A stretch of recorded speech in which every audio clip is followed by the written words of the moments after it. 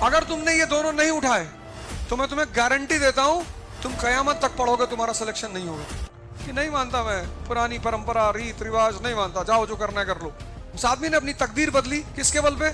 किताबों के बल पे। कि पढ़ रहे हैं, पढ़ना है ही नहीं, पढ़ लिए जितना पढ़ना था, अब क्या पढ़ना।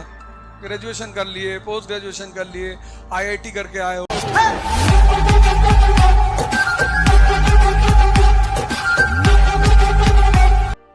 मेरा एक दोस्त, उसकी इनोवा चोरी हो गई। गया आया, भागा दौड़ा सब कुछ, फिर फोन किया, कहा इनोवा चोरी हो। अरे मैं कोई बात नहीं, आ जाएगी। मालिक का रहम था, आ गई, मैंने थोड़ी चुराई थी।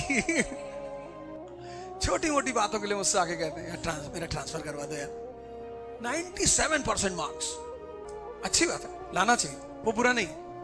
अगर आ रहे हैं तो लाना चाहिए। दिक्कत उसके आ नहीं रहे, वो रैंचो टॉप नहीं कर रहे कॉलेज में, कर रहा है, लेकिन उसका अप्रोच कितना प्यारा है पढ़ाई के प्रति। वो टॉप तो कर ही रहा है ना, दिक्कत तो एकदम करो अगर आ रहा है। मेरा नहीं है ये, मैं बता रहा हूं बस। जिंदगी में जब भी चीजें समझ में आ जाएं, समझ लो वहीं से तुम्हारी जिंदगी शुरू होगी। हम गोंडा में थे, हमें नहीं समझ में आती थी पढ़ाई, हम नहीं पढ़ते, और हमें पिता इतना प्यारा मिल गया था, उसने कहा क्या करोगे पढ़ के। हमें लगता था क्या बात है यार। बाकी हमारे क्लास वाले मार खाते थे, हमारे पिता ने हमको कभी मारा ही नहीं। हमें उसको कहते थे पढ़ने में मन नहीं लगा, कोई बात नहीं, छोड़ो, पढ़ के कोई राजा थोड़ी हुआ है। हमें और कॉन्फिडेंस मिल जाता, जाओ गांव चले जाओ, यहाँ चले जाओ, वहां चले जाओ। मारा ही नहीं कभी। हमारे जो क्लास के लड़के थे वो मारे जाते थे पटक पटक के, हमारे साथ खड़े नहीं होते थे। कहते थे प्लीज प्लीज, पापा ने कहा है आपत के साथ मत जाना, वो दबा दोजा के साथ देख लिए तो मार डालेंगे। तो जब वो लोग स्कूल से बाहर निकलते थे तो मेरे साथ कहीं जाते ही नहीं थे। मतलब अगर मैं लखनऊ जाना होता तो मैं दूसरी बोगी में बैठता था, वो दूसरी बोगी में बैठते थे, फिर वहां जाके मिलते थे लखनऊ में, वो भी डरे छुपे कि पापा ना देख लें। आज वो मुझसे कह रहे मेरे बच्चों को पढ़ा दो यार। मैंने खतरा है, सब बच्चे बर्बाद हो जाएंगे, होने दे यार, हम इतने पढ़ाई लिखाई किए, क्या करें जिंदगी में। एजुकेशन युद्ध है। मैं तुमको बहुत बड़ा एग्जांपल देता हूं, सॉरी कंपटीशन। तो एजुकेशन का काम क्या है? एजुकेशन का काम है तुम्हारे अंदर जिज्ञासा पैदा करना, क्यूरियोसिटी। एजुकेशन का काम है तुम्हारे अंदर समझ पैदा करना, अंडरस्टैंडिंग। एजुकेशन का काम है तुम्हारे अंदर साहस पैदा करना, डेयरनेस। ये सब एजुकेशन का काम है। और अगर ये सारी चीजें पैदा हो गई तो भगवान की स्थिति में आ जाओगे। एग्जाम्पल, डॉक्टर BR अम्बेडकर, उससे बड़ा कोई एग्जाम्पल ही नहीं। अब की बार 14 अप्रैल को उनका बर्थडे जब आएगा तो एक दूसरे को किताब गिफ्ट करना, उस पर लिखना बाय डॉक्टर BR अम्बेडकर, फिर किसी को गिफ्ट कर देना। क्योंकि उनके हाथ में हमेशा क्या होता है? किताब होती है। उस आदमी ने अपनी तकदीर बदली किसके बल पे? किताबों के बल पे। तभी तो उन्होंने कहा शिक्षा शेरनी का दूध है। अगर शिक्षा तुम्हारे अंदर ये सारी चीजें पैदा कर ले गई, देखो उन्हें समझना है, धर्म को समझना है क्या है धर्म। समझ तो इतनी ज्यादा है उस आदमी के अंदर। साहस, ये नहीं मानता, मैं पुरानी परंपरा रीत रिवाज नहीं मानता, जाओ जो करना है कर लो। साहस नहीं है?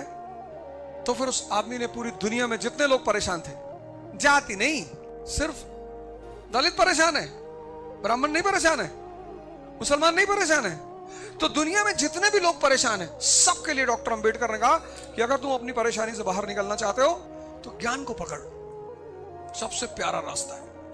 कोई भी कंपटीशन हो, कोई भी, तुमको अगर एक आदमी मिल जाए जो तुम्हें दिशा सही दे दे, बता दे कि करना क्या है, तो तुम्हारे जीतने की संभावना बढ़ जाती है। पढ़ना नहीं है, अब क्या पढ़ना। ग्रेजुएशन कर लिए, पोस्ट ग्रेजुएशन कर लिए, IIT करके आए हो, IIM के प्रोडक्ट हो, फिर पढ़ोगे आगे यहां बैठ के।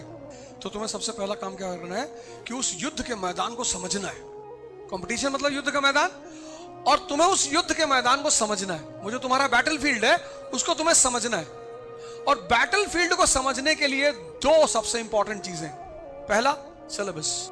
बहुत सारे लड़के कभी सिलेबस देखते ही नहीं, साल भर तैयारी, 2 साल तैयारी, 3 साल तैयारी, सिलेबस देखा ही नहीं, पता ही नहीं। जब तुम्हें पता ही नहीं पढ़ना क्या है। और दूसरा, क्वेश्चन बैंक। ये दो से तुम्हें शुरुआत करनी है। अगर तुमने ये दोनों नहीं उठाए तो मैं तुम्हें गारंटी देता हूं तुम कयामत तक पढ़ोगे, तुम्हारा सिलेक्शन नहीं होगा। और अगर तुमने ये 2 उठा लिए, यहां से शुरुआत कर दी, तो भी मैं तुम्हें गारंटी देता हूं कि तुम्हारा सिलेक्शन हो जाएगा। तो ये तो है एजुकेशन का खेल पूरा। एजुकेशन ये सारी चीजें तुम्हारे अंदर पैदा करेगी, क्यूरियोसिटी पैदा करेगी, एप्लीकेशन ऑफ नॉलेज, शिक्षा को लगाना कहाँ है, कॉमन सेंस पैदा करेगी, साहस पैदा करेगी, समझदारी पैदा करेगी। ये सब काम एजुकेशन का है। लेकिन कंपटीशन, अब ये मामला बदल गया। कंपटीशन, अब दोनों में बहुत फर्क है। एजुकेशन क्या करेगी? समझदारी पैदा करेगी, साहस पैदा करेगी, क्यूरियोसिटी, जिज्ञासा पैदा करेगी। Education is different, competition is different. दोनों के काम अलग अलग हैं। दोनों को मिक्स मत करना। अक्सर तुम दोनों को मिक्स कर देते हो, अक्सर तुम दोनों को मिला देते हो कि पढ़ रहे हैं। पढ़ना है ही नहीं, पढ़ लिए जितना पढ़ना था।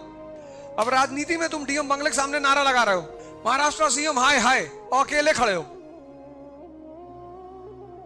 तुमको पता है तुम्हारे साथ क्या होगा?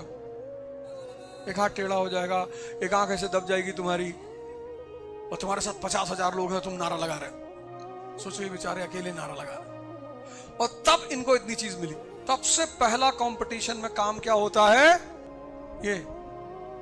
ये सबसे पहला काम होता है, युद्ध के मैदान को समझना।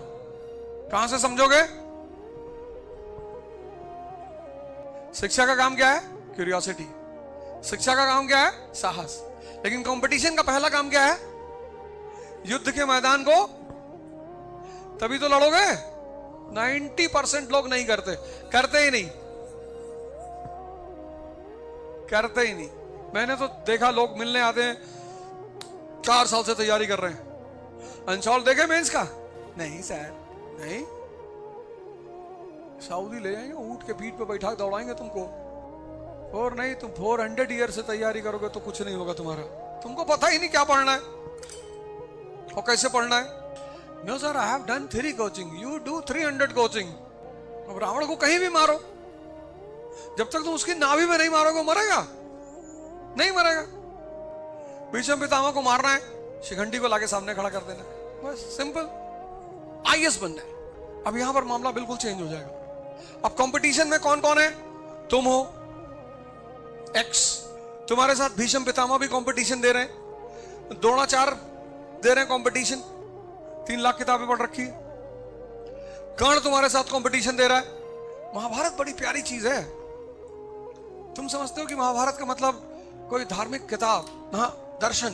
हर आदमी महाभारत से, हर आदमी महाभारत में, हर आदमी, हर ऐसा कोई आदमी नहीं जिसके जीवन में महाभारत ना हो।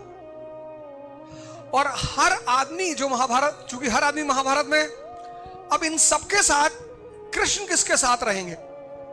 ये बहुत इंपॉर्टेंट है, क्योंकि कृष्ण मतलब वो आदमी जो तुम्हें सिर्फ डायरेक्शन देगा, बाकी कुछ नहीं करेगा। और तुम अर्जुन 21 साल के बच्चे, और तुम जब इन बुजुर्गों को देख रहे हो जो स्टोन एज से तैयारी कर रहे हैं, तुमको लग रहा है यार मेरा कैसे होगा यार। अब पढ़ना यहां से तो मानी सी बात है, पहले किताब उठाओगे। लेकिन अगर पहले किताब उठाए तो पढ़ नहीं पाओगे। पहले उसको उठाओ, पहले उसको उठाओ। और कांग्रेस पे पिछले 10 साल में कितने क्वेश्चन आए हैं सब निकाल लो। 10 साल के क्वेश्चन निकालो। अब तुम्हें पढ़ना है कांग्रेस का पहला चरण, मॉडरेट्स, उदारवादी, लाला भाई नेहरू जी, 1885 से 1905। अब इस पोर्शन से एक क्वेश्चन लगातार पूछा, लगातार, कि जो उदारवादी फेस है कांग्रेस का, वो असफल फेस है, पॉलिटिकली फेलियर है। अब तुम्हारे दिमाग में बैठ गया कि अच्छा, पढ़ते वक्त ये पता करना है कि फेलियर है ये लोग। अब ये तुम्हारे दिमाग में बैठ गया कि क्या क्या पता करना है, क्या फाइंड आउट करना है। जब मैं कांग्रेस चैप्टर पढ़ूंगा तो मुझे फाइंड आउट क्या करना है? तो फाइंड आउट यही करना है कि कांग्रेस जो पहला चरण है मॉडरेट का, वो चरण राजनीतिक रूप से असफल है। अब तुमने कांग्रेस की हिस्ट्री पढ़नी शुरू की 1885 से 1905।